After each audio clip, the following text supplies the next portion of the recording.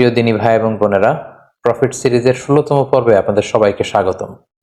আজকের পর্বে আমরা সাইয়েদুনা যুল কিফিল আলাইহিস সালামের জীবনী থেকে কথা শুনবো ইনশাআল্লাহ। যুল কিফিল আলাইহিস সালাম উনি বনি ইসরায়েলের একজন নবী ছিলেন। কোনো ঐতিহাসিকগণ উল্লেখ করে থাকেন যে তিনি সাইয়েদুনা আইয়ুব আলাইহিস সালামের সন্তান ছিলেন, যেমনটি আল বিদায়া ওয়ান নেহায়া গ্রন্থে উল্লেখ হয়েছে।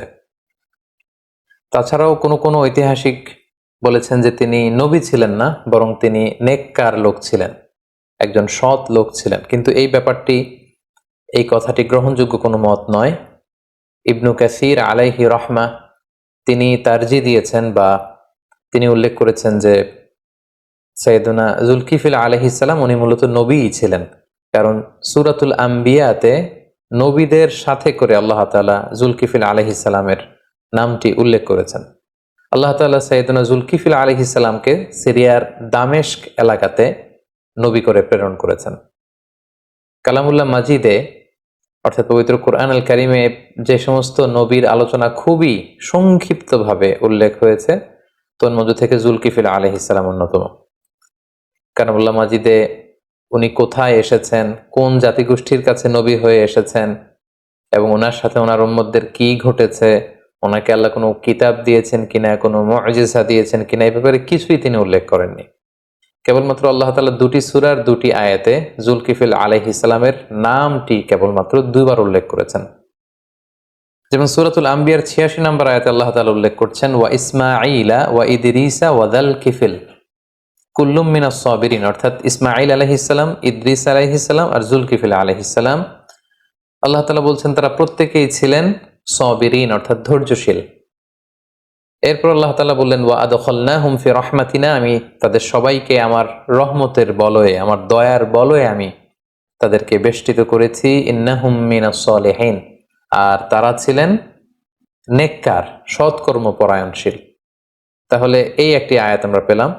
আবার সূরা সদের 48 নম্বর আয়াতে আল্লাহ তাআলা যুল কিফিল আলাইহিস সালামের নামটি আরো একবার উল্লেখ করেছেন। সেখানে আল্লাহ তাআলা বলছেন ওয়াযকুর ইসমাঈলা ওয়াল ইয়াসা ওয়া যাল কিফিল ওয়া কুল্লুম মিনাল আখিয়ার, অর্থাৎ হে নবী আপনি আপনার কিতাবে ইসমাঈলের কথা, ইয়াসা একজন নবী ছিলেন তার কথা, এবং যুল কিফিল তাদের কথা আপনি উল্লেখ করুন। ওয়া কুল্লুম মিনাল আখিয়ার, তারা প্রত্যেকে ছিলেন শ্রেষ্ঠ মানবদের অন্তর্ভুক্ত। এই দুটি আয়াত ছাড়া কালামুল্লাহ মাজিদের আর কোনো সূরাতে কোনো আয়াতে আল্লাহ তাআলা যুল কিফিল আলাইহিস সালামের ব্যাপারে আর কিছুই তিনি উল্লেখ করেননি। তবে ইবনু জারির আত-তাবারি মুজাহিদের সূত্রে তিনি বর্ণনা করেন যে যুল কিফিল আলাইহিস সালামের আগের যে নবী আল ইয়াসা, উনি যখন বার্ধক্যে উপনীত হলেন তখন তিনি তার পরবর্তীতে একজনকে স্থলাভিষিক্ত করতে চাইলেন। এই উদ্দেশ্যে তিনি তার সব সাথীদেরকে একত্রিত করে তিনি জিজ্ঞেস করলেন যে আমি তোমাদের মধ্যে 3টি গুণ বিশিষ্ট একজন লোককে চাইব, অর্থাৎ 3টি গুণ আমি উল্লেখ করব, যার মধ্যে 3টি গুণই থাকবে তাকে আমি আমার পরে আমার স্থলাভিষিক্ত হিসেবে নির্ধারণ করব। তিনি বললেন যে তোমাদের মধ্যে কে আছো যে প্রতিনিয়ত সিয়াম পালন করো, সবসময় সিয়াম পালন করো। 2 নম্বর তিনি শর্ত দিলেন যে তোমাদের মধ্যে এমন কে আছে যে সবসময় প্রতি রাতে তোমরা তাহাজ্জুদের সালাত আদায় করো, এবং তোমাদের মধ্যে কে আছে যে কখনো কোনো অবস্থাতেই রেগে যায় না। তাহলে 1 নম্বর শর্ত হচ্ছে ইয়াসুমুন নাহার, যে দিনের বেলা রোজা রাখে। 2 নম্বর শর্ত হচ্ছে ইয়াকুমুল লাইল, রাতে কিয়ামুল লাইল করে, তাহাজ্জুদের সালাত পড়ে। 3 নম্বর শর্ত হচ্ছে ওয়ালা ইয়াগদাব, কখনো রেগে যায় না। এই 3টি শর্ত যখন তিনি উল্লেখ করলেন, একজন লোক দাঁড়িয়ে গেল তার সাথীদের মধ্যে থেকে, দাঁড়িয়ে ইয়াসা আলাইহিস সালামকে বললেন যে আমি এমনটা করি, এই 3টি গুণই আমার মধ্যে আছে। কিন্তু সাইয়েদনা ইয়াসা আলাইহিস সালাম তার কথাতে খুব একটা আস্থা রাখতে পারলেন না। তার পরের দিন সমাবেশে ইয়াসা আলাইহিস সালাম একই কথা বললেন তাদের সাথীদেরকে যে এই 3টি গুণ তোমাদের মধ্যে থেকে যার মধ্যে থাকবে আমার পরে সেই হবে আমার স্থলাভিষিক্ত দাওয়াতি কাজে। তিনি আবার উল্লেখ করলেন কে আছো দিনে রোজা রাখো, রাতে কিয়ামুল লাইল করো এবং কখনো রেগে যাও না।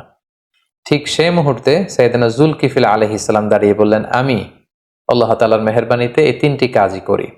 এবং আল ইয়াসা আলাইহিস সালাম তার এই কথাতে তিনি আশ্বস্ত হলেন, তিনি মুগ্ধ হলেন এবং তিনি ঘোষণা দিলেন যে আমার পরে এই উম্মতের মাঝে দাওয়াতি কাজের জন্য আমি যুল কিফিল, কিফিল শব্দের অর্থ হচ্ছে দায়িত্ব, রেসপন্সিবিলিটি, লায়াবিলিটি, অর্থাৎ আমার পরে এই উম্মার লায়াবিলিটি বা দায়িত্বের জন্য আমি জুল কিফিল, অর্থাৎ তার নামের অর্থই হচ্ছে জুল কিফিল, মানে হচ্ছে দায়িত্বশীল, দায়িত্বশীল হিসেবে তোমাকে নির্ধারণ করলাম। এবং পরবর্তীতে আল্লাহ তাআলা সাইয়েদনা জুল কিফিল আলাইহিস সালামকে নবুয়ত দানে তিনি ধন্য করলেন, তাকে নবী হিসেবে আল্লাহ তাআলা মনোনীত করলেন। এই ঘটনাটি তাফসিরে কুরতুবিতে এবং তাফসিরে ইবনে কাসিরে উল্লেখ রয়েছে। আসলে কোরআনের দুটি আয়াত এবং এই ধরনের ঘটনাগুলো ছাড়া সাইয়েদনা জুল কিফিল আলাইহিস সালামের ব্যাপারে নির্ভরযোগ্য তথ্যসূত্রে সমৃদ্ধ কোনো কথা বা কোনো ঘটনা বা কোনো কিছুই আর খুঁজে পাওয়া যায় না। এবং অনেক ঐতিহাসিকগণ উল্লেখ করেছেন যে ফিলিস্তিনের নাবলুস শহরে জুলকিফিল আলাইহিস সালাম তিনি ইন্তেকাল করেছেন, সেখানে ওনার কবর। আবার কোনো কোনো ঐতিহাসিকগণ বলেছেন যে ইরাকে তাকে দাফন করা হয়।